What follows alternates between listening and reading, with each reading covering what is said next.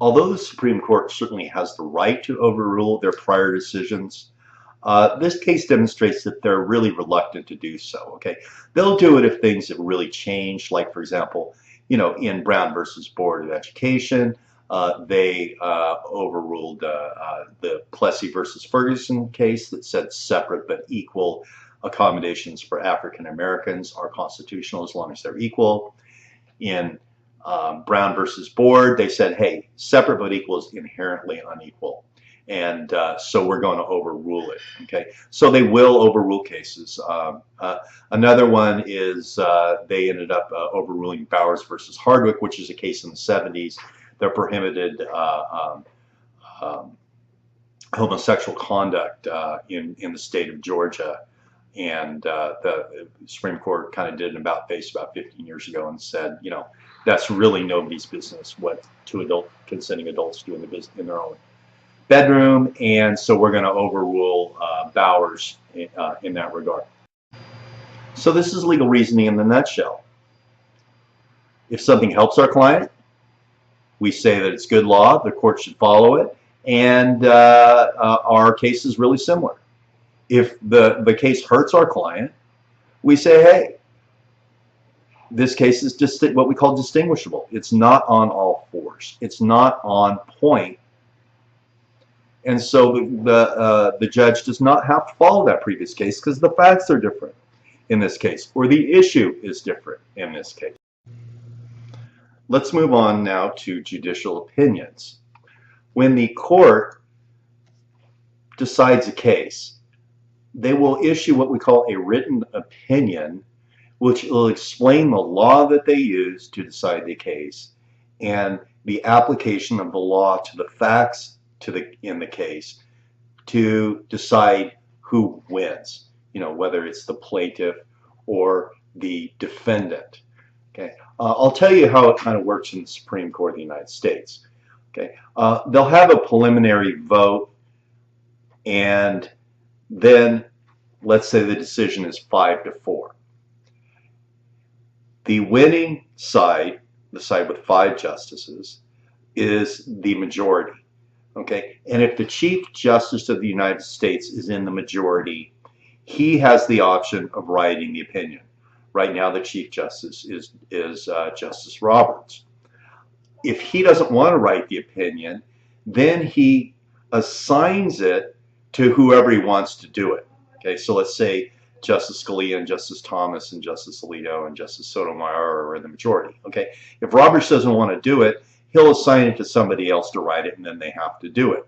Okay, if the Chief Justice is not in the majority, then the senior justice on the winning side, on the majority side, gets to write the opinion, or he can assign it to one of the justices that are lower than him in seniority. Okay, so the really sexy cases are ones like Roberts probably wants to write, or he'll assign it to one of the better writers on the court. Let's say if Scalia is on his side, he might have Scalia do it. And if it's a less important case, it's usually the least senior judge that'll have to write that opinion. Okay, but if the Chief Justice isn't in the majority, then whoever's the senior justice on the court has the option of writing it, or he can give it to somebody else. Okay, so the opinion is going to explain their legal reasoning and the law that they used. Okay, the first type of opinion that they talked about is the majority opinion. The majority opinion is the winner. Okay, we have to have a vote that is with a clear winner. Okay, sometimes a judge will recuse himself from a case, and then we'll only have like 8 Supreme Court justices. For example, a few cases this term, Justice Kagan has recused herself because she worked for the Obama administration, and she thought there might be a conflict of interest in the case. And there are other reasons they might recuse themselves. If there's a tie, then the opinion of a lower court, the appellate court of the United States, will stand. Okay, and they won't write an opinion. Okay, so the majority opinion is the one that is the law.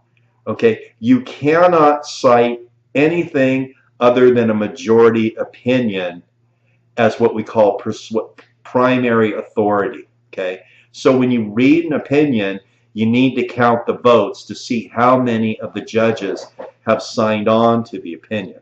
Okay.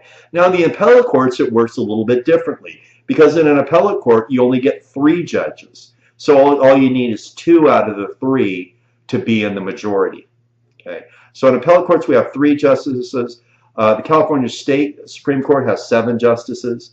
So we always have an odd number so we can have a winner and a loser and not a lot of ties, if at all possible. Okay. So the majority opinion is written for the winner, and that is what we call good law. Okay. That is law that you can cite if you have a case that is on point, which means similar to the facts and the law and the issue that's involved in the case. You can use that to help your client. Now, as I've explained earlier, if it hurts your client, we're going to say, well, it's different. Okay. The next type of opinion is a plurality opinion. A plurality opinion is one in which no one set of legal reasoning or one legal reason is the winner. Okay. For example, Planned Parenthood versus Casey was a plurality opinion. We had the 3 liberal justices as part of the majority, and Justice Kennedy and Justice O'Connor joining the opinion, and that is the majority. But it's a plurality, so in these types of cases where it's a little bit split, we have to be very careful in reading it to make sure that what we're citing as a legal proposition or a legal principle has the backing of at least a majority of the judges. Now, how does a plurality opinion come about? Well, justices can write what we call concurring opinions. Okay? Concurring opinions are ones in which the judge agrees with the result in the case, but not necessarily the reasoning of all the judges. Okay? So they end up in the same place, but they take different routes to get there. Okay? For example, in Casey, Justice Kennedy and O'Connor agreed with the result, but thought the legal reasoning of the other 3 judges that sided with them wasn't really what they agreed with. So they write a concurring opinion. Okay? So the trick is you have to look at the concurring opinion and look at the majority opinion and see exactly where they're in congruence. And if we've got 5 of the judges all agreeing on particular legal points in both the concurring and the majority opinion, then we've got good law. Okay, that's a little confusing. Don't worry about it right now. It's going to be rare that you're going to be early in your career researching Supreme Court opinions and having to figure this stuff out. But it's quite common in the Supreme Court that you'll find concurring opinions, because the judges all have their own mind and want to get their own say on things. Okay. The next type of opinion is a dissenting opinion. Dissenting opinion is L. Loser. Okay. This judge is not agreeing with the majority and he thinks they're wrong. And so what he can do is he can write an opinion, or a group of judges, because a lot of decisions on the Supreme Court are 5-4. They're very close cases and different legal minds. In fact, the most brilliant legal minds in America can differ on what they think the ruling should be. Okay, so why would a judge write a dissenting opinion? Well, one of the reasons is ego. They want to show the other judges why they're wrong. Okay, and dissenting opinions can be important. Okay, in the famous case of Plessy versus Ferguson, that decided that separate but equal accommodations for African Americans is okay, there was one lone dissenting judge, and he said separate but equal is not equal under the Equal Protection Clause. Okay, it turned out it took about 70 years or 80 years for the Supreme Court to come around, but you know what? He was right. And I can't remember which judge it was. It might have been Holmes. I can't remember. But in any event, it turns out that he was right. And so sometimes we can now this is the thing. You can never cite a dissenting opinion before a judge as good law. Now, if the judge has the option of changing the law, like we're in the Supreme Court, we can point to dissenting opinions and say, look at the legal reasoning in this case, and it was better. Okay, but if a judge in a lower court is bound by the doctrine of stare decisis, you can't cite that judicial opinion, because if the matter's already been decided, there's nothing that the judge can do, even if he agrees with that judge. Okay, a little different explanation on stare decisis. If the Supreme Court of California says the sky is red, the judge down here in Kern County is not free to look up in the air and say the sky is blue. It's already been decided. Okay. All right. So dissenting opinions can be important, but they're still the losers. Okay. Now, another type of opinion is what we call a per curiam opinion. Now, your book says that a per curiam opinion, let me read it here, is written by the whole court rather than one by a particular judge. Usually you'll see them in relatively unimportant cases. Now, they say usually, and that's true. Basically, one judge writes the opinion and they all sign off on it. It's always going to be a 9-0 decision. That's a pure per curiam decision. On the other hand, one of the most famous per curiam opinions of all time was Brown versus Board of Education. And the reason is Justice Earl Warren, who's from Bakersfield here in Kern County, went on to be governor of California, and as we know, Supreme Court Justice, Chief Justice of the Supreme Court. The original vote, I believe, was 6-3 against or for overturning Plessy versus Ferguson and outlawing separate but equal. However, Justice Warren, being the politician that he was, said, listen, this thing is going to rock the world. We all need to be on board on this opinion. If we're not all behind it, believe me, the naysayers are going to look to the dissenting opinion and they're going to say that the majority, us 6, got it wrong. So he went to the other 3 judges and he said, listen, I know you guys disagree, but you got to sign off on this. You got to go with us on this. And they did. Okay. Because he didn't want that dissenting opinion out there hanging out, pointing out the reasons that maybe Brown was incorrect. Okay. Now we all accept Brown as a matter of fact today that everyone should be treated equally before the law. But he thought it was really important that they all sign on. And so Brown was a per curiam opinion written by Justice Warren, but they all signed off on it. There's no author to a per curiam opinion. It's as if everybody in the court wrote the same opinion. Okay. Another type of opinion that is similar is an en banc. It's E-N-B-A-N-C, en banc. It's a French term.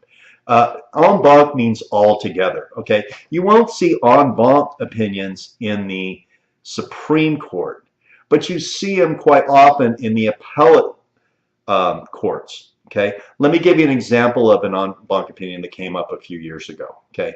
One of the appellate courts of the United States is the Ninth Circuit. It's up in San Francisco. And it is by far the most liberal court in America. Okay. And there was an appeal from a decision in Sacramento where I believe it was a Jehovah's Witness or a Seventh-day Adventist challenged the saying of the Pledge of Allegiance in school, saying it violated his religious freedom because, as we know, the Pledge of Allegiance contains the word God. The First Amendment prohibits the establishment of a state religion. And so the trial judge in that case sided with the plaintiffs. School district appealed, went up to the Ninth Circuit, and just how so happens, 2 of the judges in the appellate courts are randomly assigned 3 judges. Okay, and they happen to get like the 2 most liberal judges on the Ninth Circuit, which I said is the most liberal court in America, and those 2 judges decided that the Pledge of Allegiance was against the Constitution, saying the Pledge of Allegiance was against the Constitution of the United States. Okay, now that, with my mind, I'm not a legal prognosticator, but if it went to the Supreme Court, there's no doubt in my mind that they would have struck down that decision by the appellate court and said it was okay to say the Pledge of Allegiance to the schools of the United States of America. Okay, even the liberal justices on the court would not go that way. Okay, so what happened is the school district in the case applied for a petition for rehearing in the Ninth Circuit en banc, which means the entire Ninth Circuit, which had, I believe, 27 judges at the time, reheard the case all together, where they all sat together and reheard the appeal on the case. Okay, they went ahead and voted, and I think the vote was like 24-3 to overturn the original ruling of the lower or of the previous appellate court decision. And so it never got to the Supreme Court whether saying the Constitution, whether it was unconstitutional to say the Pledge of Allegiance in a public school. I don't know if the plaintiff in that case appealed to the Supreme Court or not. They probably turned down the appeal. And so that is an en banc opinion. Okay, they say it's for most important or controversial cases. That is true, but it's not always true. So I disagree with that. Okay, so I've already talked about the court membership, so I'm going to move on. Just remember, we call judges in the Supreme Court justices. Okay, not judges.